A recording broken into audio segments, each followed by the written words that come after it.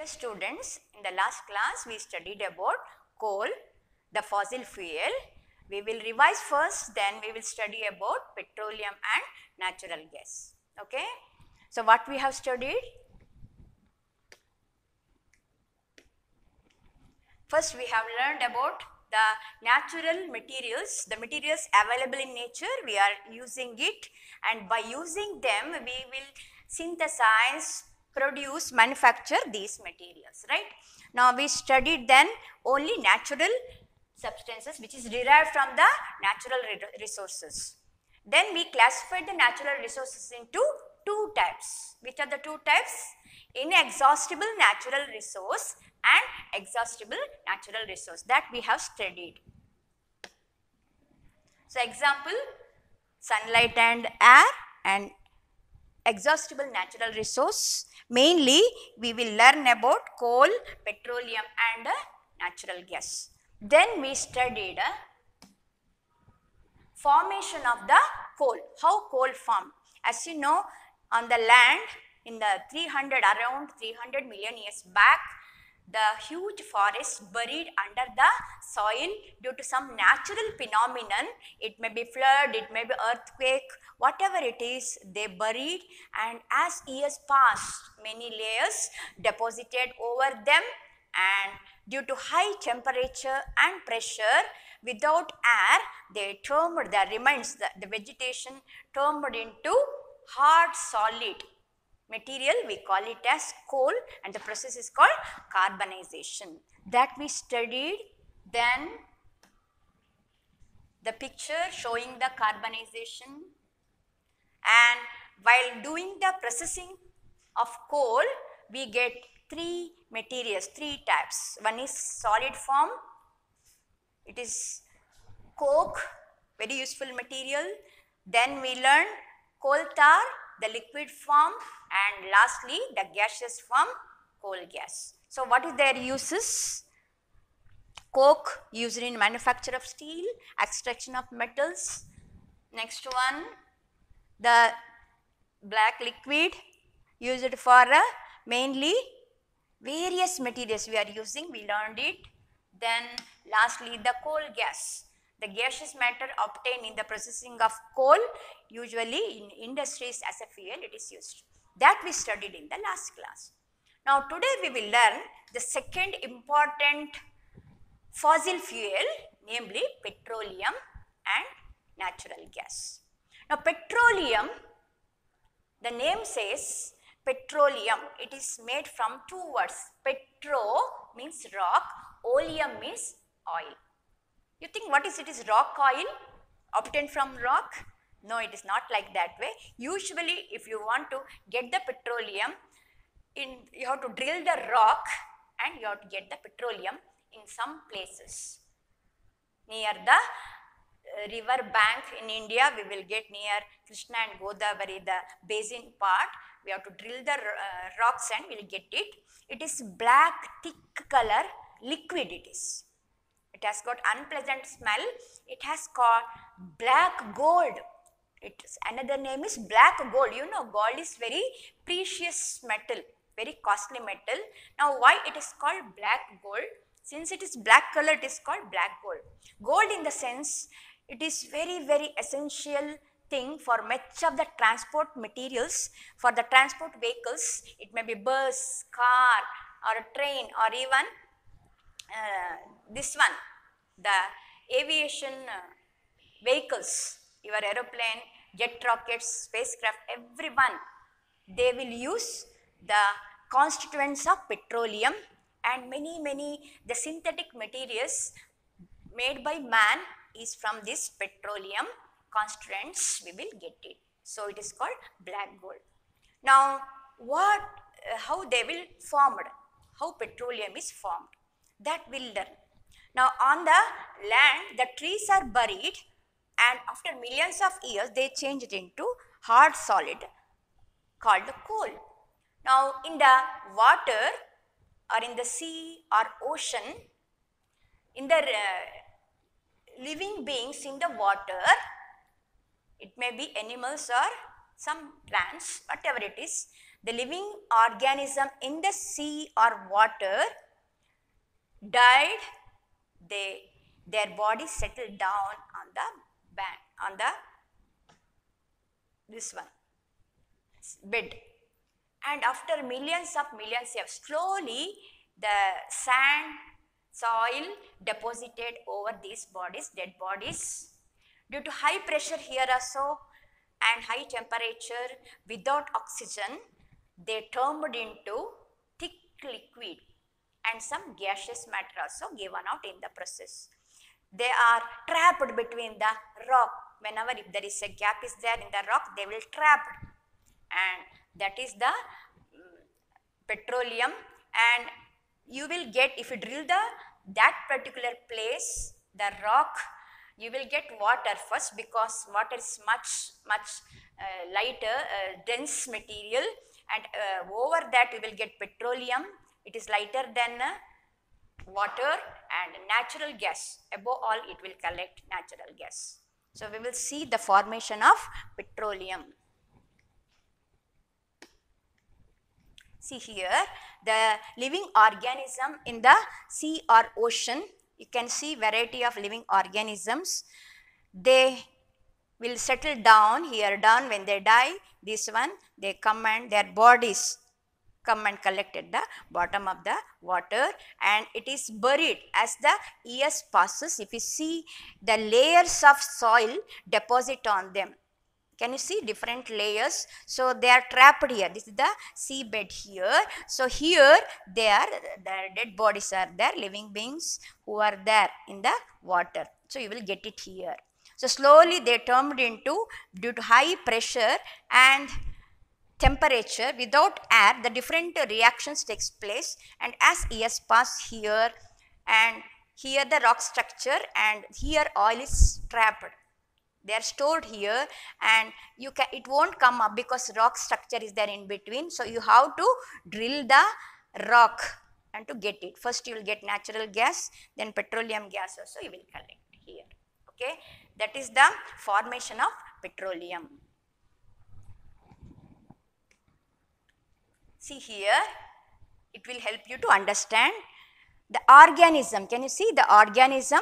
When they died, they settled down the bottom of the sea, and to this one you will get, as the years pass, layers of sand or clay will collect over it, and one more factor is they won't get oxygen or air, absence of air, and when the layers will deposit, gradually the pressure, they compress, the pressure above them increases, and here also it will take a long time, and due to the pressure the temperature increases. At last, due to all these various factors, the organism in the ocean, after they will died, then after millions of years they turned into petroleum and natural gas. Some part change into petroleum, the liquid form, and some materials change into gaseous form, which we call it as natural gas. This is the formation of petroleum.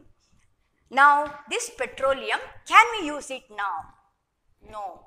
This petroleum we cannot use it. Natural gas, I will say we can use it. What we can do, I will say later. This petroleum, it has mixture of several components, several fractions. It may be petrol, it may be diesel, it may be kerosene, it may be paraffin wax. So many fractions, constituents, it consists of together. One whole body, we call it as petroleum. So next step is, there are refineries where this petroleum is, constituents of petroleum, they are separated. Each component, each fraction is separated, and this is called fractional distillation of petroleum. The process is called fractional distillation of petroleum, and where it is separated. Now which are the components or the constituents? It consists of petroleum, and what is their use we will learn.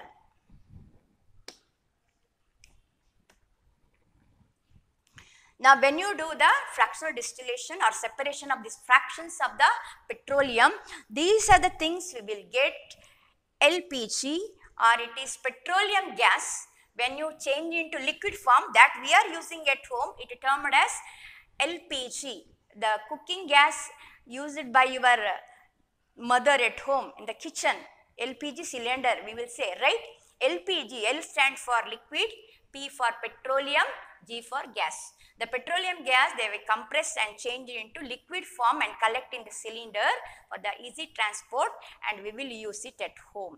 That is obtained from the petroleum, liquid petroleum gas used by at home. So we will use it in the form of LPG. It is the petroleum gas, one of the component we are using, and even in industry they are using it. Okay.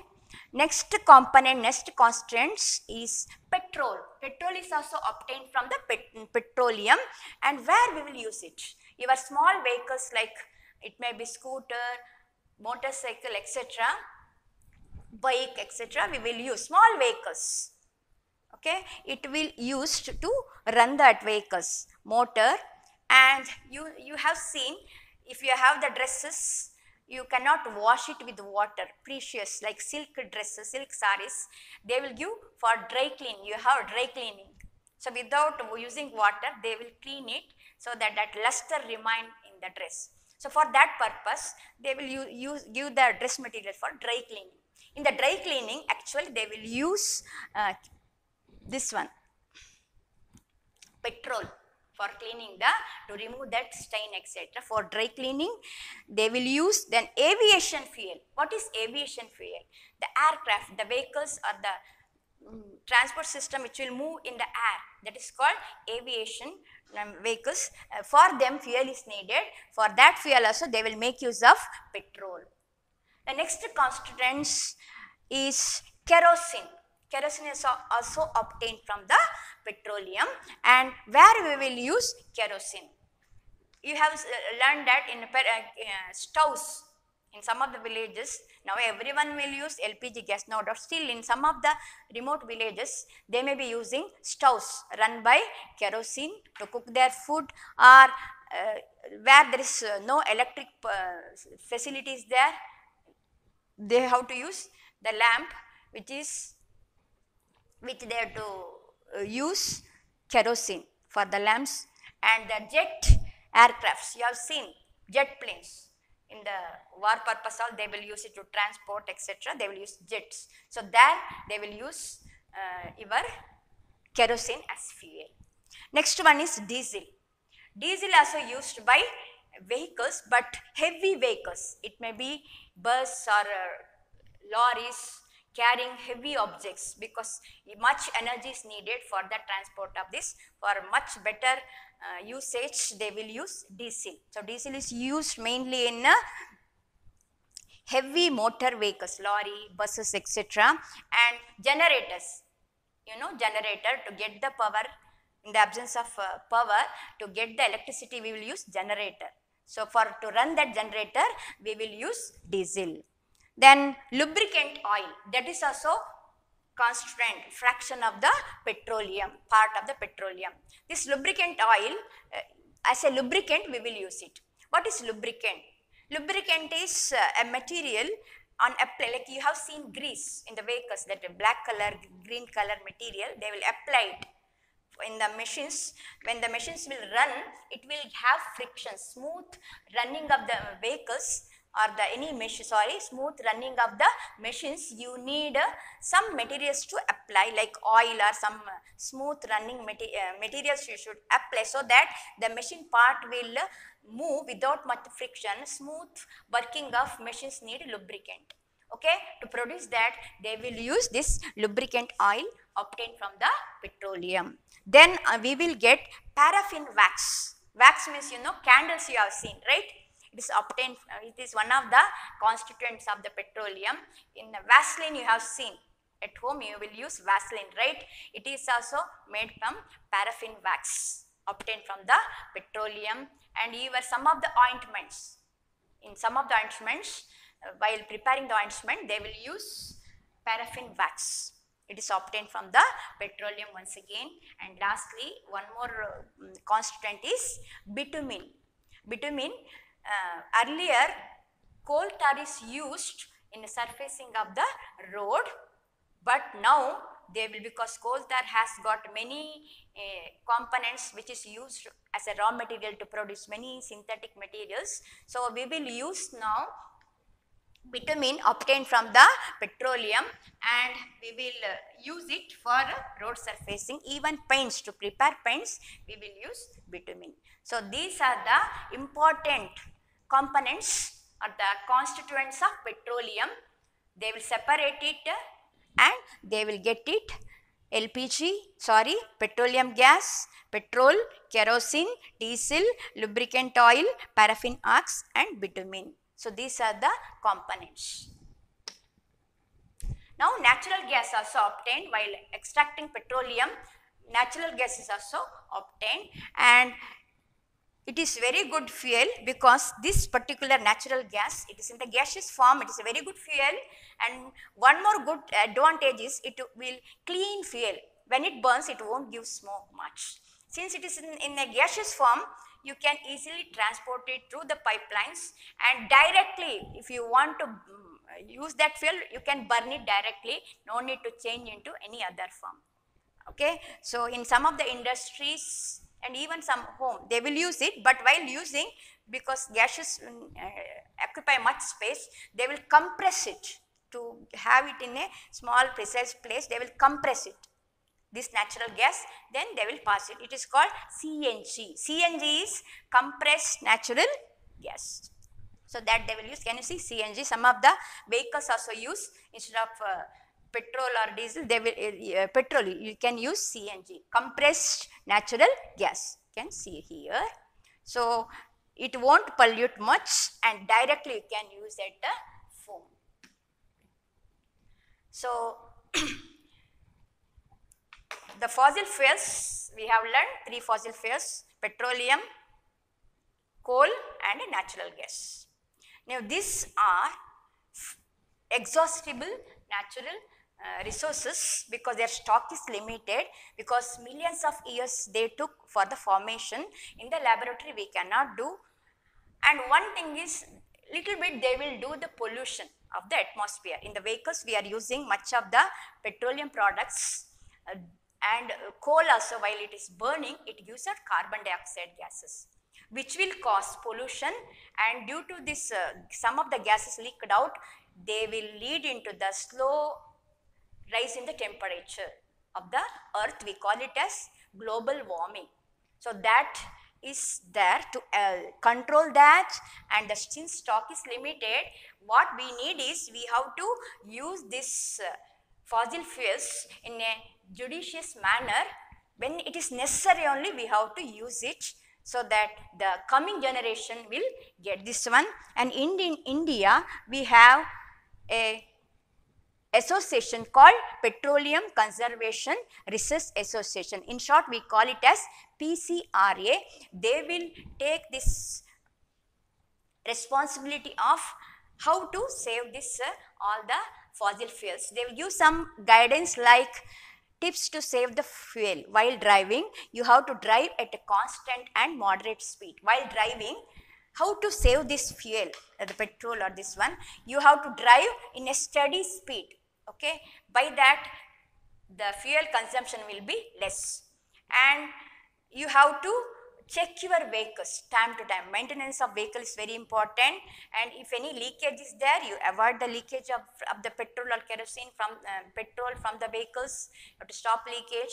And a tire, to run the vehicle, tire should have filled with the proper amount of air, so that the motion become very smooth. Okay, so these are the measures taken by you while driving. By that you can save it. And last one picture I will show you, that is the end of the lesson. In your chapter you have one question to show in the graphical manner the shortage in India. What is the shortage of energy? They have given this picture. So you see here you have to draw in the x-axis like 91, 92 years, and the shortage, now see, shortage of energy is more, and shortage is represented in the percentage on the y-axis. This is one question, is the last question in the exercise. So you can do like this way. That is why I have shown now. Okay, so I will send the notes to you this week. Take it in a 200 pages book, and new lesson will learn in the next class. Thank you.